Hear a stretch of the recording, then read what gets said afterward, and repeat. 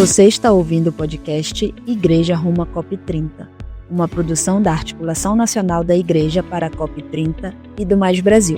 Aqui, conectamos fé, juventude e o cuidado com a casa comum.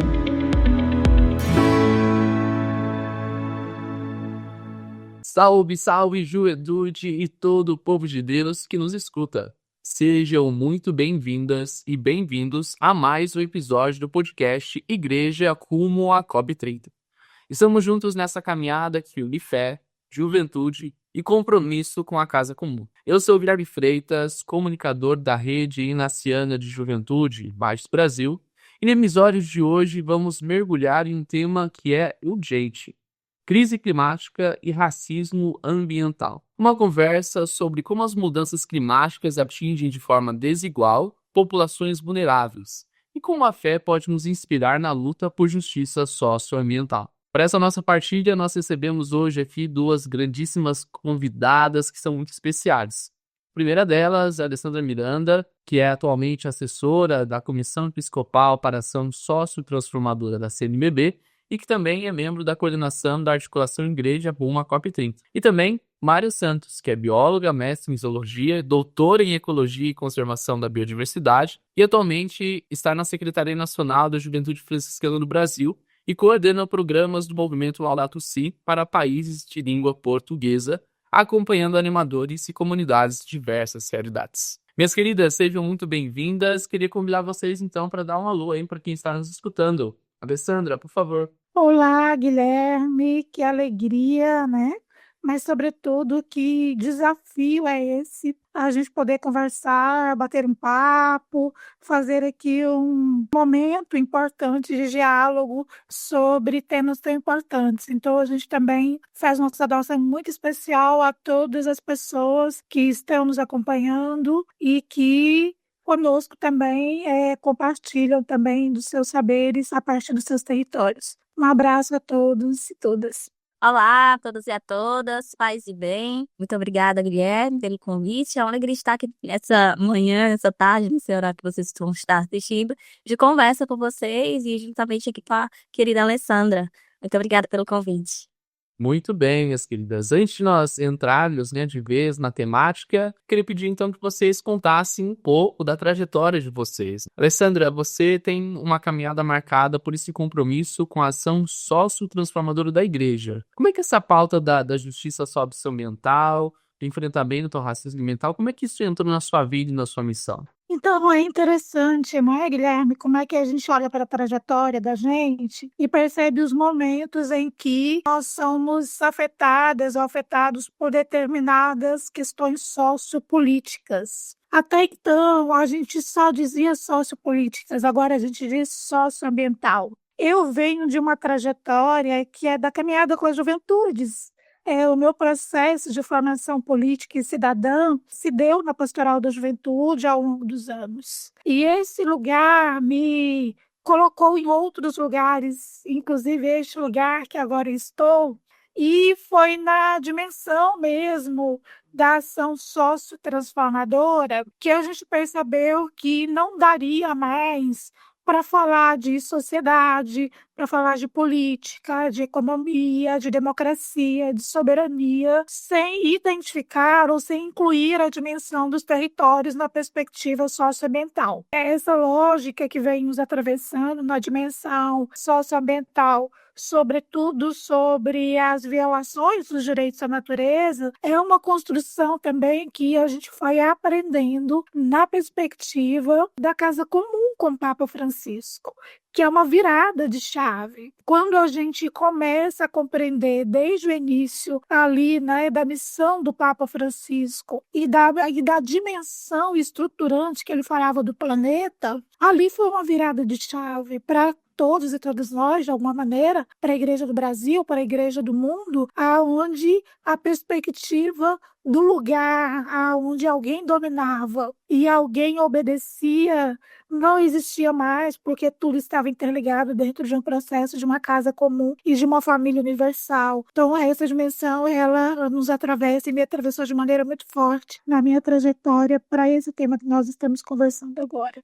Já temos muitas coisas em comum já, Alessandro. O Papa Francisco, eu acho que marcou a vida de todo mundo de alguma maneira, né? E isso eu acho que ninguém pode negar. Mara, você que está à frente dos programas, né? Do movimento Laudato Si, mobilizando comunidades no Brasil, tocando tantas seriedades, né? Como que essa experiência foi moldando essa sua visão, né? Sobre a relação da crise climática, da fé, da justiça social? Como que isso entra na sua vida e te impacta? Estar ali na frente de programas do movimento Laudato Si, ele, no Brasil e aí nos países de língua portuguesa, me mostrou na prática como essa crise socioambiental atinge diversas comunidades, diversas localidades a nível local.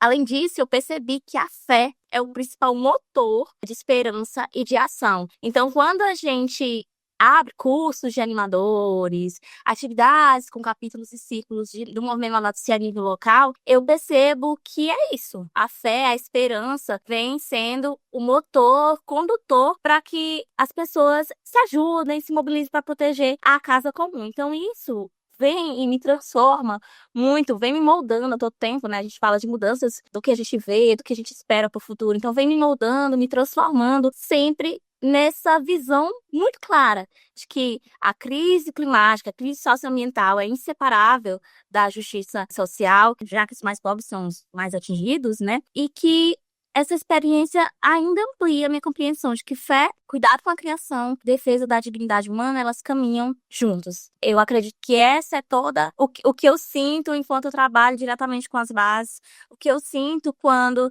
eu percebo que essa ação conjunta também me transforma e me molda para que a gente siga ali ampliando e conduzindo essa caminhada dentro dos programas do movimento Laudato Si. É bonito ver lá o que você nos conta, de que eu acho que é uma experiência muito eclesial, de fato, né? A gente vai querendo oferecer alguma coisa e, de repente, a gente percebe que a gente está recebendo muito mais do que a gente está entregando, né?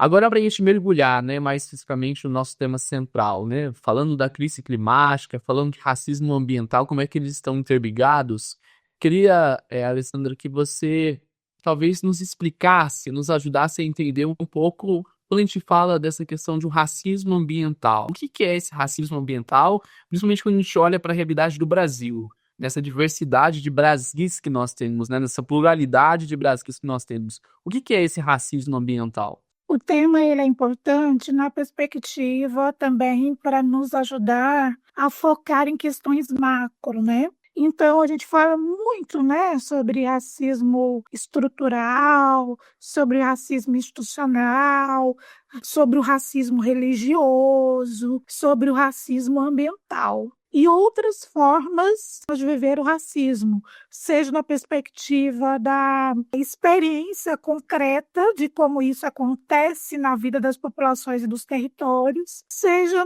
no aprofundamento dos estudos, daquilo que a gente vem aprofundando sobre a questão do racismo estrutural. E uma das modalidades é o racismo ambiental. E por que a gente trata? A gente poderia dizer assim, mas que é isso? Que diálogo é esse? Racismo ambiental, né? Essa é uma viagem que vocês propõem para a gente, não é por aí, né? É uma coisa muito complexa, mas não é complexa quando você olha para a dimensão da justiça social na perspectiva da desigualdade socioambiental, né? O racismo ambiental, ele está desenhado, organizado de maneira global, mundial, através da exploração de minérios, através da questão fundiária, né, do uso do solo, através da especulação imobiliária. Então, essa dimensão a gente trata como racismo ambiental, porque quem sofre, quem vivencia, né, concretamente o racismo ambiental são as pessoas mais vulneráveis. Então, quando a gente olha que o Brasil só tem 30% de saneamento básico, 70% da população, a maioria dela no norte e no nordeste do país, não tem saneamento básico. Essa é a estruturação de um racismo ambiental que a gente precisa identificar, porque é um grupo, é uma classe economicamente vulnerável, né, digamos assim, que vive as consequências na pele do racismo. O racismo, qualquer um deles, é essa violação sofrida no corpo, na pele, na estrutura da pessoa. E a pessoa sofre racismo porque ela vive numa zona de conflito, numa perspectiva de vulnerabilidade, em solos que podem cair ou deslanchar com as chuvas, ou em lugares que, de alguma maneira, essa pessoa pode vivenciar uma experiência que, a partir da questão dos desastres socioambientais, ela pode ser afetada. Onde tem as comunidades marginalizadas, tradicionais e originárias, que são afetadas pelo agro. O agro é uma forma explícita de racismo ambiental, seja pelo agronegócio, seja pela dimensão das explorações, né, dos grandes eventos ou dos grandes projetos voltados para a mineração e assim por diante. Então, isso tudo são formas de racismo contra negros e negras, indígenas e pessoas pobres. São essas pessoas, a maioria delas, que estão nas zonas de risco, né? E que vivem concretamente no cotidiano o racismo ambiental. Então, para dizer que o racismo ambiental ele tem lugar, né? Ele tem nome, tem endereço e tem uma perspectiva que é de uma degradação do planeta como um todo. Né? Não é algo localizado, né? A exploração do minério, e aí eu vou trazer 2 exemplos muito claros de racismo estrutural: Mariana e Brumadinho, que é conhecido por todos e todas. É um caso de racismo ambiental, porque são comunidades empobrecidas que viviam naquela região. Então, não afetou um bairro nobre de Minas Gerais ou da cidade de Belo Horizonte, mas afetou concretamente comunidades empobrecidas, simples no seu modo de agir, de trabalhar, trabalhadores. Então, é um caso explícito de racismo ambiental. Infelizmente, como você disse, tem cor, tem endereço e existe de fato, né? Normalmente as pessoas que dizem que é inventar moda, essas coisas, são pessoas que não são afetadas por isso. E por isso acabam não se deixando ser tocado por essa realidade. Maia, você, a partir da experiência do movimento Laudato Si, vocês trabalham com muitas comunidades que estão envolvidas dentro dessa realidade que a Alessandra trazia para nós, né? Para nos ajudar a entender assim, não sei se você consegue nos trazer algum exemplo de alguma comunidade, de alguma realidade que a Alessandra trazia para nós, 2 casos que são conhecidíssimos, né? Não só no Brasil, como fora também, que às vezes a gente não relaciona, mas se você conseguisse trazer para nós outros exemplos que nos ajudem a entender um pouco essa questão do racismo ambiental. Claro, a gente tem, assim, como eu falei lá na primeira pergunta, né? Quando a gente acaba tendo uma conversa mais próxima com várias comunidades, com várias bases. Então, a Alessandra trouxe, né, o conceito muito bem sobre racismo ambiental e a gente sabe que essas comunidades que ela traz, as periféricas, as pessoas pretas, negras, né, indígenas, são os que são mais atingidos e a gente tem muitos exemplos que vêm dos próprios animadores do Laudato Si. Então, eu vou citar alguns exemplos que me vêm à mente enquanto a gente conversa aqui. Por exemplo, na região Nordeste, começa por algumas questões, né? A primeira é o enfrentamento da perda da biodiversidade, da dificuldade do acesso à água. E um segundo ponto que é muito trazido pelos animadores da região Nordeste é a energia limpa, verde, eólica, né? Que, na verdade, não é tão verde, porque os animadores, inclusive, já foi pauta de discussões dentro do capítulo da região Nordeste dos animadores do Laudato Si, né? De como é que eles são atingidos desde a instalação, né?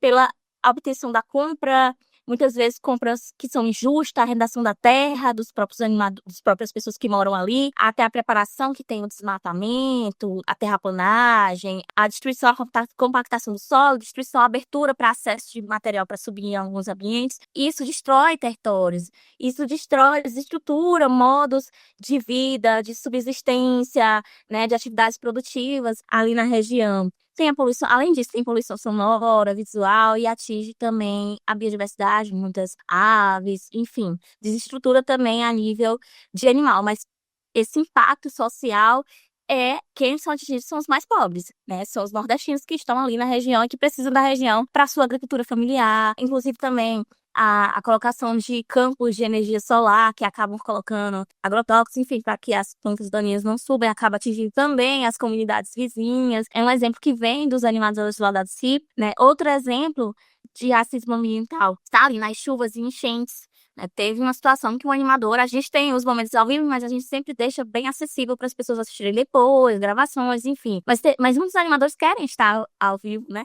Então teve uma situação de uma animadora me ligar à noite antes de acontecer e dizer, olha, eu não vou conseguir entrar hoje porque eu tenho que sair da minha casa porque tá chovendo muito e o morro pode desabar em cima da gente, né? E aí vão ter que deslocar. Então, a gente também teve uma proximidade com muitos animadores que foram atingidos também no Rio Grande do Sul, e teve animadores que não teve suas regiões atingidas, mas que foram até encontro para tentar ajudar, né, ser voluntário.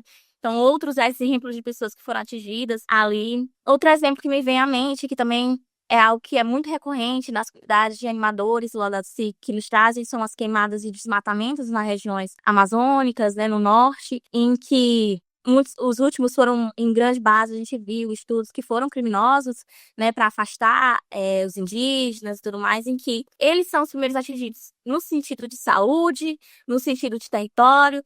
Então, também vem muitos relatos nesse sentido do desmatamento, do que está acontecendo, de como eles são atingidos. E a gente sabe que isso tudo não é coincidência, né? É um resultado de escolhas históricas que tornam ainda mais expostos essas pessoas aos impactos da crise climática. Então, os animadores nos trazem isso e em questão de afeto, a gente escuta muitas histórias que ampliam e nos trazem esses exemplos de racismo ambiental.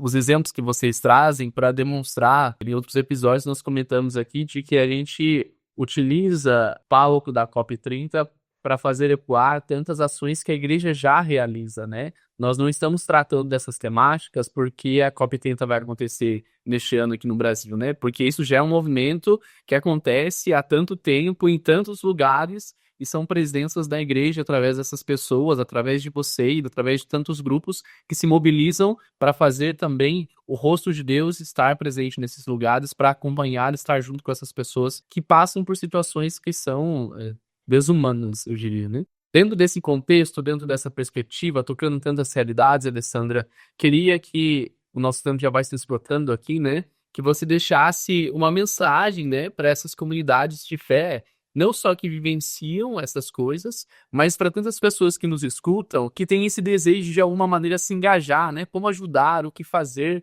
para combater essa questão do racismo ambiental e também tendo em perspectiva a defesa da casa comum. A primeira coisa, é muito importante a gente identificar que o racismo ambiental está nas pequenas coisas, né, nas pequenas iniciativas também. Eu acho que ligar o radar para perceber que existe uma violação acontecendo no território do lado do meu bairro é importante. Aonde é que estão os lixões? Aonde é que estão os aterros sanitários? Como é que a gente faz incidência disso junto às prefeituras, às câmaras de vereadores? Então, essa é uma dinâmica de racismo ambiental muito forte, né? É claro que tanto dialogando com a Maíra também, ela falava de maneira muito interessante, os povos são muito afetados, sobretudo os povos originários, os povos tradicionais. Então, quando a gente olha, por exemplo, para o Maranhão, que é um lugar específico, que não é um caso isolado, que é um caso amplo no Brasil, então, quando o agro chega com a soja,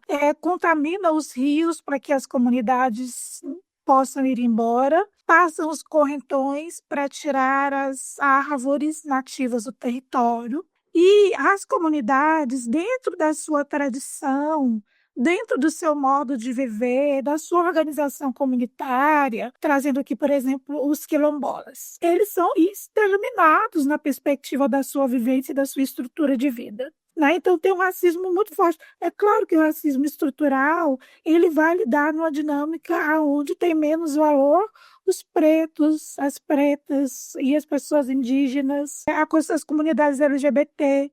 Então, todas essas são dinâmicas muito fortes para a gente pensar. E, por fim, como é que a gente dinamiza e acompanha toda essa violação que aconteceu agora recentemente, que foram as mudanças na lei de acesso, de licenciamento ambiental. Eu acho que é um recado final, mas que é um recado que abre também a possibilidade para a gente continuar pensando sobre essas coisas, porque isso foi muito grave, né? Claro que hoje está na mão do presidente da República, mas a gente quer que veta uma série de elementos ali, mas a minha mensagem é essa, que o esperançar seja um esperançar para a incidência política, seja um esperançar para a solidariedade com quem vive do lado, né? Seja esperançar para a comunidade que um avião está derramando agrotóxico e a gente, de repente, não está fazendo nada ou não está percebendo que isso está acontecendo, né, com comunidades muito próximas de onde a gente vive. Então, que a COP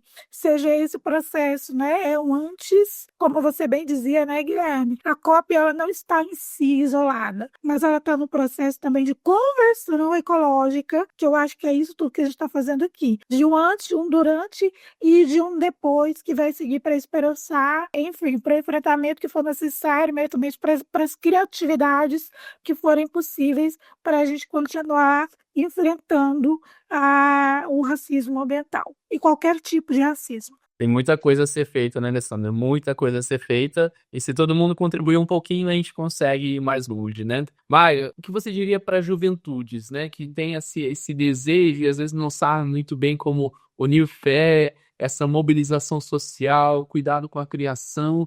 O que dizer para essas juventudes? Eu gosto muito da palavra oração, sabe? Porque ela liga orar e a ação. É até bem clichê dizer isso, mas é isso. É uma palavra muito bonita em que eu diria às juventudes que eles têm um papel mais que essencial, mais que importante nesse momento que a gente está vivendo, histórico. E a fé não é algo separado do mundo, da realidade. Pelo contrário, é intrínseco, como a gente sabe, é dentro da realidade. Que eles têm essa fonte de coragem na fé e que isso impulsione na esperança do agir. Eu diria para as juventudes que nunca subestimem a força que a voz e a ação coletiva têm. Comecem nas suas comunidades, nas universidades, nas paróquias em que vocês estão, onde vocês estão, nos espaços que vocês ocupam, desde pequenas ações, né, a conscientizações, até projetos de justiça climática, né, que levem à justiça climática. Tentem ser multiplicadores de uma ação que gera, né? De algo que gera transformação. Então, lembre-se disso, vocês têm um motor da esperança nas mãos. A gente muitas vezes coloca tudo, a juventude tem que fazer, a juventude...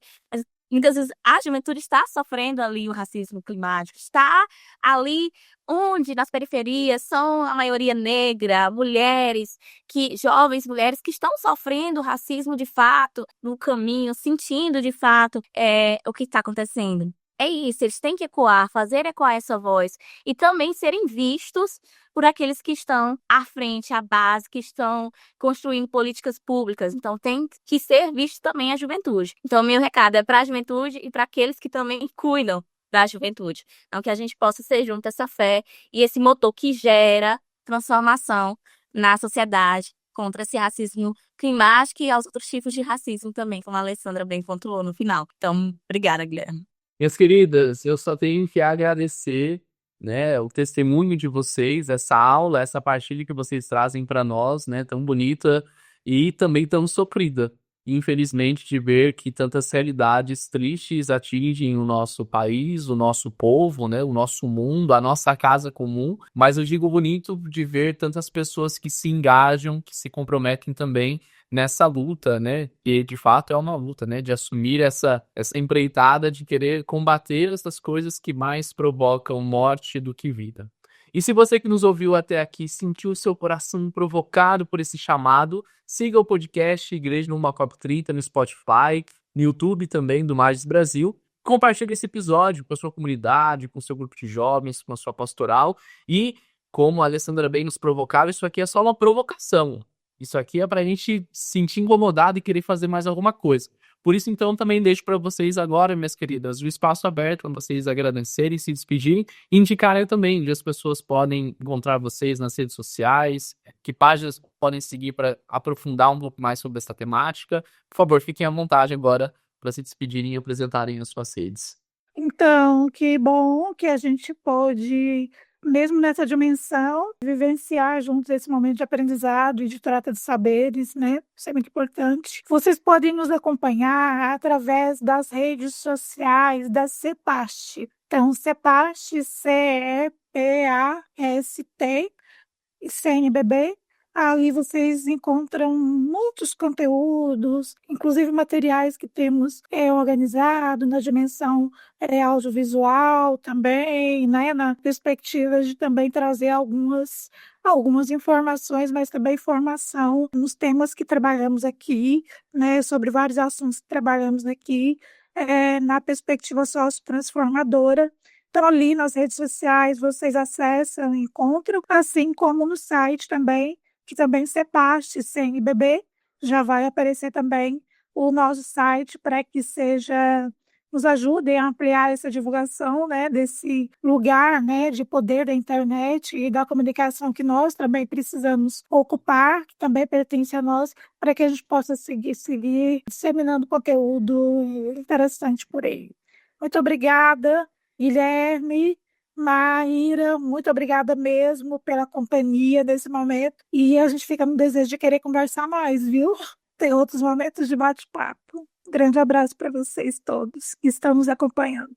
E gostaria de agradecer de já, né, e convidar a todos que sigam o Movimento Laudato Si nas redes sociais. A gente tem o @Movimento Laudato Si, temos Instagram, Facebook, também o nosso site, né, em português, em inglês, enfim, mas só colocar Movimento Laudato Si, que o nosso site em português aparece para vocês e acompanharem essas redes sociais do Movimento Laudato Si, que a gente também coloca diversos materiais. Esse último dia 8 de setembro publicamos uma cartilha junto com a Caritas sobre mudanças climáticas, que são várias pessoas, né, que trazem diversas temáticas, né, um dos capítulos eu conduzo junto com o professor Luiz Marques, no Unicamp, então também tem ali um pouquinho do nosso dedo conversando um pouquinho sobre isso. Então sigam a gente nas redes sociais. Também vou indicar para vocês a Juventude Franciscana do Brasil, nosso @ é @Jufro do Brasil no Instagram, também temos site, e a gente também publica ali diversas jornadas, atividades e conteúdo dentro da integridade da criação,